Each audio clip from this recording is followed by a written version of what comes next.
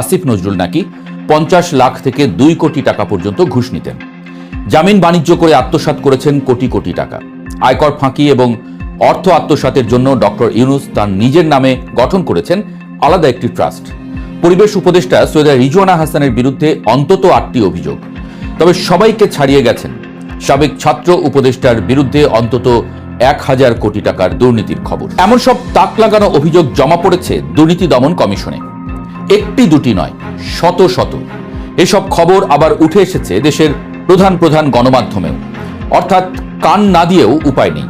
প্রশ্ন উঠেছে, আসলেই কি এই সব সাবেক উপদেষ্টারা এমন অপকর্ম করেছেন, নাকি অন্য কোনো কারণ আছে পেছনে? অন্তর্বর্তীকালীন সরকারের বিদায়ের রেশ কাটতে না কাটতেই যেন দেশের রাজনৈতিক ও প্রশাসনিক অঙ্গনে শুরু হয়েছে আর এক নতুন ঝড়।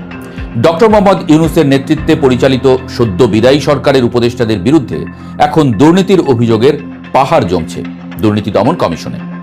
ক্ষমতা ছাড়ার মাত্র 1 সপ্তাহের মাথায় এমন শত শত লিখিত অভিযোগ জমা পড়ার ঘটনা দেশের ইতিহাসে বিরল। দুদকের একজন দায়িত্বশীল কর্মকর্তার ভাষ্যমতে প্রতিদিন যে হারে অভিযোগের স্তূপ বড় হচ্ছে, তাতে অতীতের সব রেকর্ড ভেঙে যাওয়ার উপক্রম হয়েছে। সূত্র বলছে, এই সব অভিযোগের বেশিরভাগই নাম পরিচয় গোপন করে করা হলেও বেশ কয়েকটি ক্ষেত্রে অভিযোগকারীরা নিজেদের পরিচয় স্পষ্ট করেই লিখিত চিঠি জমা দিয়েছেন। আর এই অভিযোগগুলোর ধরন ও পরিধি এতটাই ব্যাপক যে তা রীতিমতো দেশের সচেতন মহলকে হতবাক করে দিয়েছে। দুদকের অভ্যন্তরীণ সূত্রগুলো থেকে জানা যাচ্ছে, অন্য যে কোনো সাধারণ অভিযোগের ক্ষেত্রে দুদক যে ধরনের যাচাই বাছাই প্রক্রিয়া অনুসরণ করে থাকে, সাবেক উপদেষ্টাদের বিরুদ্ধে আসা এসব অভিযোগের ক্ষেত্রেও একই পদ্ধতি অবলম্বন করা হবে। তবে অভিযোগের তীর যাদের দিকে, তাদের রাজনৈতিক ও সামাজিক অবস্থান বিবেচনায় এই তদন্ত প্রক্রিয়া যে বেশ স্পর্শকাতর হবে তা বলাই বাহুল্য। বিশেষ করে সাবেক প্রধান উপদেষ্টা, নোবেলজয়ী অর্থনীতিবিদ ডক্টর মোহাম্মদ ইউনূস সহ প্রায় সব হেভিওয়েট উপদেষ্টার নামেই যখন দুর্নীতির তকমা লাগছে, তখন পুরো বিষয়টি নিয়ে জনমনে তৈরি হয়েছে তীব্র কৌতূহল। সাবেক প্রধান উপদেষ্টা ডক্টর মোহাম্মদ ইউনূসের বিরুদ্ধে জমা হওয়া অভিযোগগুলোর তালিকা বেশ দীর্ঘ। এর মধ্যে সবচেয়ে বেশি আলোচনা তৈরি করেছে গ্রামীণ টেলিকম ও গ্রামীণ কল্যাণের অর্থ সংক্রান্ত বিষয়গুলো। গ্রামীণ ব্যাংকেরই কয়েকজন কর্মকর্তার বরাত দিয়ে করা এসব অভিযোগে বলা হয়েছে, ডক্টর ইউনূস কিভাবে নিজের নামে একটি ট্রাস্ট গঠন করে বিপুল পরিমাণ অর্থ আত্মসাৎ করেছেন তার বিস্তারিত বিবরণ সেখানে তুলে ধরা হয়েছে। অভিযোগে দাবি করা হচ্ছে, আয়কর ফাঁকি দেওয়া এবং অবৈধভাবে অর্থ সরানোর উদ্দেশ্যেই তিনি এই ট্রাস্টটি তৈরি করেছিলেন। শুধু তাই নয়, এই ট্রাস্টের একমাত্র কাজ নাকি ডক্টর ইউনূসের পারিবারিক সদস্যদের আর্থিক সুবিধা দেওয়া এবং তাদের দেখাশোনা করা। সূত্র বলছে, এভাবে তিনি বিপুল অঙ্কের আয়কর ফাঁকি দিয়েছেন। এর পাশাপাশি প্রধান উপদেষ্টার মতো রাষ্ট্রের সর্বোচ্চ গুরুত্বপূর্ণ পদে আসীন থাকাকালীন তিনি বিদেশেও বিপুল অর্থ পাচার করেছেন বলে একাধিক অভিযোগে দাবি করা হয়েছে। প্রসঙ্গত উল্লেখ্য, ডক্টর ইউনূসের বিরুদ্ধে আয়কর ফাঁকি এবং শ্রম আইন লঙ্ঘনের অভিযোগ একেবারেই নতুন কিছু নয়। বিগত সরকারের আমলেও তার বিরুদ্ধে শ্রমিকদের লভ্যাংশের টাকা আত্মসাৎ এবং এনবিআরের কর ফাঁকির একাধিক মামলা হয়েছিল, যা নিয়ে জাতীয় ও আন্তর্জাতিক অঙ্গনে বিস্তর আলোচনা সমালোচনা হয়েছে। এদিকে সাবেক আইন উপদেষ্টা ডক্টর আসিফ নজরুলের বিরুদ্ধে জমা পড়া 1 ডজনেরও বেশি অভিযোগ রীতিমতো বিস্ময়কর। একজন আইনজ্ঞ হিসেবে যিনি আজীবন আইনের শাসন প্রতিষ্ঠার কথা বলতেন, তার বিরুদ্ধে মামলা বাণিজ্য, জামিন বাণিজ্য এবং বিচারক বদলির মতো গুরুতর সব অভিযোগ উঠেছে। একটি সুনির্দিষ্ট অভিযোগে দাবি করা হয়েছে যে ডক্টর আসিফ নজরুল জামিন বাণিজ্যের মাধ্যমে কোটি কোটি টাকা পকেটে পুরেছেন। উদাহরণস্বরূপ, একটি শিল্প গ্রুপের সিইও জালিয়াতির মাধ্যমে তার ভাই এবং বোনের সম্পত্তি আত্মসাৎ করেছিলেন। পিবিআই এর তদন্তে জালিয়াতির প্রমাণ মেলার পর আসামির বিরুদ্ধে গ্রেপ্তারি পরোয়ানাও জারি করা হয়। কিন্তু অভিযোগ বলছে, আসিফ নজরুল 20 কোটি টাকার বিনিময়ে সেই ভিআইপি আসামিকে জামিন দেওয়ার নির্দেশ দিয়েছিলেন। শুধু তাই নয়, গান বাংলা টেলিভিশনের কর্ণধার কৌশিক হোসেন তাপসের জামিনও তিনি বিপুল অঙ্কের অর্থের বিনিময়ে করিয়েছেন বলে অভিযোগপত্রে উল্লেখ করা হয়েছে।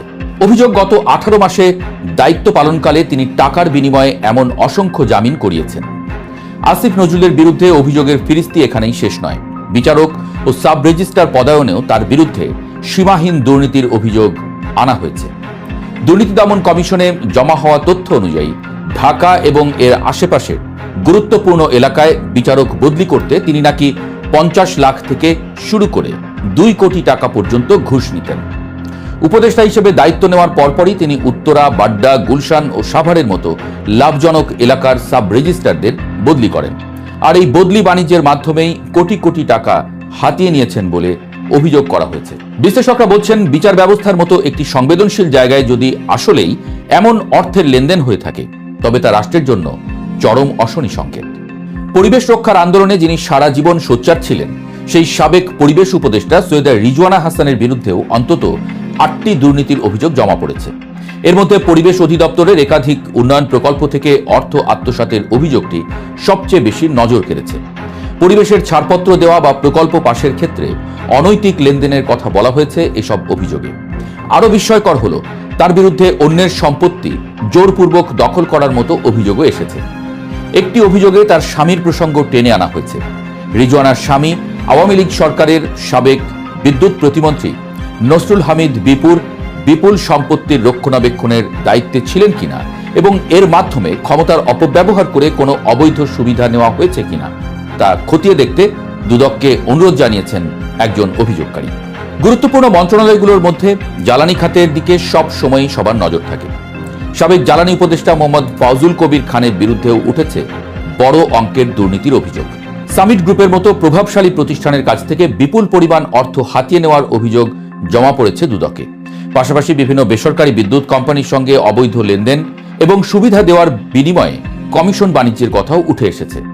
অন্যদিকে স্বাস্থ্য খাতের মতো জরুরি সেবার জায়গাতেও দুর্নীতির থাবা পড়েছে বলে দাবি করা হচ্ছে।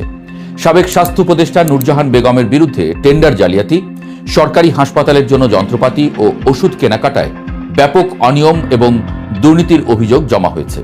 সূত্র বলছে, স্বাস্থ্য খাতের কেনাকাটায় যেসব সিন্ডিকেট আগে থেকেই সক্রিয় ছিল, তাদের সাথেই আঁতাত করার অভিযোগ আনা হয়েছে তার বিরুদ্ধে।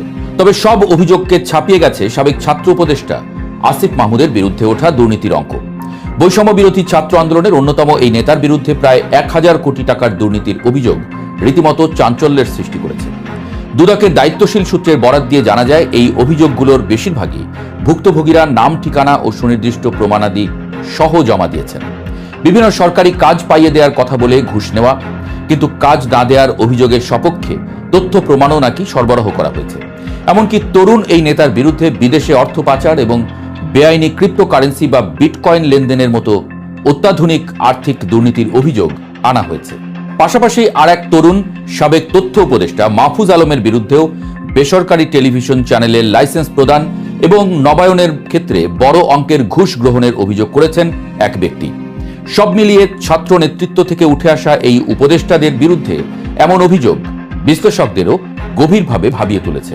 এসব অভিযোগের বিষয়ে দুর্নীতি দমন কমিশন জানিয়েছে, তারা প্রতিটি অভিযোগ অত্যন্ত সতর্কতার সঙ্গে যাচাই বাছাই করছেন। প্রাথমিক অনুসন্ধানে যেসব অভিযোগের অন্তত কিছুটা সত্যতা বা শক্ত ভিত্তি পাওয়া যাবে, কেবল সেগুলোকেই আনুষ্ঠানিক তদন্তের আওতায় আনা হবে। এই বিষয়ে ট্রান্সপারেন্সি ইন্টারন্যাশনাল বাংলাদেশের নির্বাহী পরিচালক ডক্টর ইফতেখারুজ্জামানের অত্যন্ত স্পষ্ট বক্তব্য। যদি সাবেক উপদেষ্টাদের বিরুদ্ধে দুর্নীতির প্রাথমিক কোনো তথ্য পাওয়া যায় এবং সেগুলো যদি আইনের দৃষ্টিতে আমলযোগ্য হয়, তবে অবশ্যই তার সুষ্ঠু তদন্ত হওয়া উচিত। কেউই আইনের ঊর্ধ্বে নন, তা তিনি যত বড় পদেই থাকেন না কেন। অভিযোগের সত্যতা প্রমাণিত হলে তাদের দৃষ্টান্তমূলক শাস্তির আওতায় আনতে হবে। সাবেক উপদেষ্টারা আসলেই এমন অপকর্ম করেছেন নাকি তাদের বিরুদ্ধে ষড়যন্ত্র হচ্ছে, সেটা দেখতে কিছুদিন আমাদের অপেক্ষা করতে হচ্ছে।